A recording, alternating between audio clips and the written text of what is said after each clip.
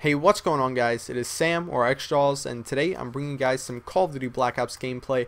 This is a free-for-all from the map Firing Range, and in the beginning here you can see I get absolutely outplayed. I get shit on right here. I get the D-stain.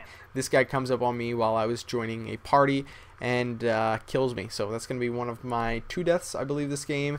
And I guess you could say this is a legitimate 1-death game, or not, or you could say that I got pooped on, like I probably would have anyway. But anyway, guys, today I want to talk to you guys about the best second perks for Call of Duty Black Ops. So the game's been out for 7 days, and I feel that this is the perfect time to talk about this. You know why? Because most people would probably say, upload it the day the game comes out. Well, first of all, I didn't know what the best second perks were the day the game came out, but this is right around the time where everybody's starting to get comfortable with their classes.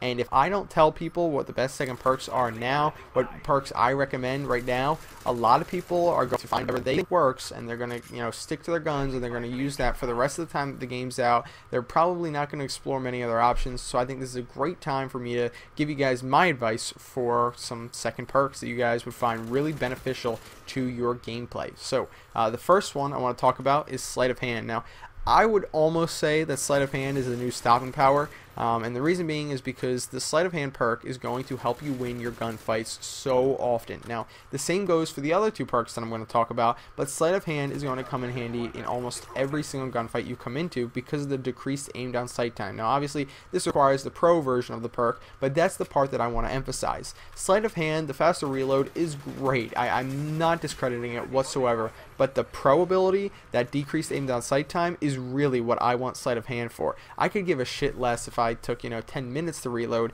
If I can aim down that sight a little bit faster, it's going to help me out a ton, especially when submachine gun guys come rushing up on me, and then I have a little bit of an upper hand because I can look down my sight a little bit faster and get those shots on target a little bit, again, faster than they can. So that's why I really like Sleight of Hand, especially on assault rifles, and would recommend that you guys use it as well because of the fact that a lot of people are getting annoyed at the spawn systems. I find that anything that's going to give you the upper hand, close quarters, is going to be really beneficial. So speaking of getting the upper hand in close quarters situations, steady aim. So steady aim is something really I would say works best with submachine guns, but this could obviously also work with assault rifles if, like I just said, you're trying to counter those people who are rushing up on you and spawning near you and whatnot. The reason why I would say the steady aim, excuse me, is mainly a submachine gun perk is because the sleight of hand is going to help you out all the time on the assault rifle. It's going to help you out in every single gunfight,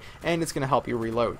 While steady aim, I'd say if you're using an assault rifle and you're playing the way you should have very few situations where you're actually going to have to depend on your hip fire to win gunfights. So I would mainly recommend that for somebody who's going to slap on lightweight, maybe marathon, on something like an MP5 or an AK-74U or Spectre. Extended mags works really well in combination with the steady aim perk because you can do a lot of spraying and praying, which some people look down on, but I think it's a really effective way to rush, and it will help you out a lot.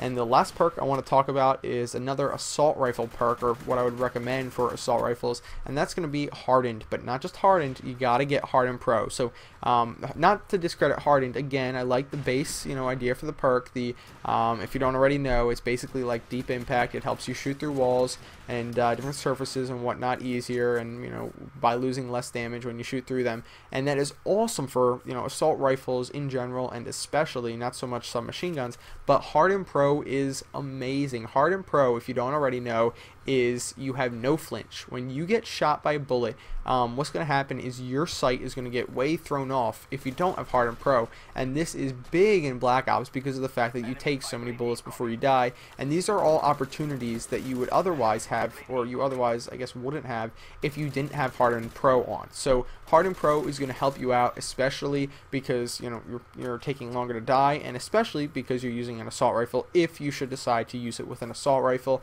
A lot of those long range distance shots where 2 guys are shooting at each other, if you're hitting him and he's hitting you and you have hardened and he doesn't, you're going to have the upper hand regardless of whether he has sleight of hand or steady aim. So guys, those are the 3 perks that I would recommend you all go out there and try if you're not already using them. Again, Sleight of hand, hardened, going to be great for your assault rifles. Steady aim is going to be great for your submachine guns, especially with extended mags.